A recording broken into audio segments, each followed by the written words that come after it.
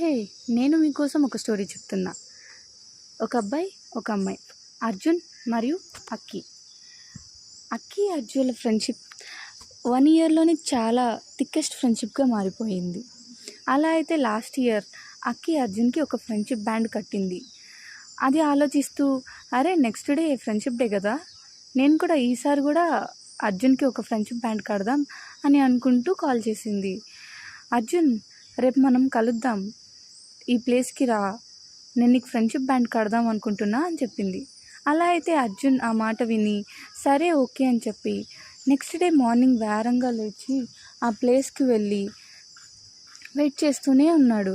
కానీ అక్కి ఇంకా రాలేదు. అరే ఏమైంది ఇంకా రాలేదు తను అని చెప్పేసి ఎందుకైనా మంచిదని కాల్ చేశాడు అక్కికి.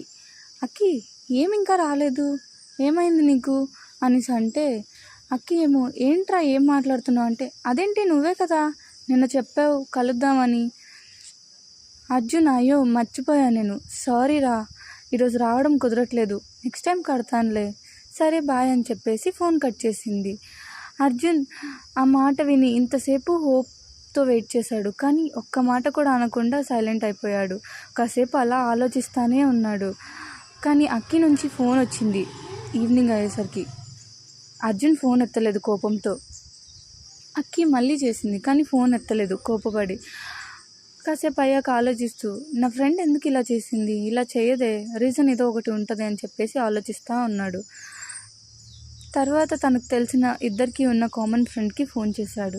ఫోన్ చేసి అరే ఏమైంది అని సాడ్గా మాట్లాడుతూ ఉంటే ఆ కామన్ ఫ్రెండ్ చెప్పాడనమాట, అరే అక్కికి ఒంట్లో బాగాలేదురా అనిసి.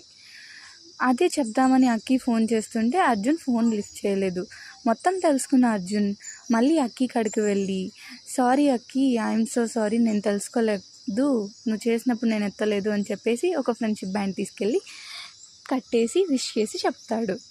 Happy friendship day.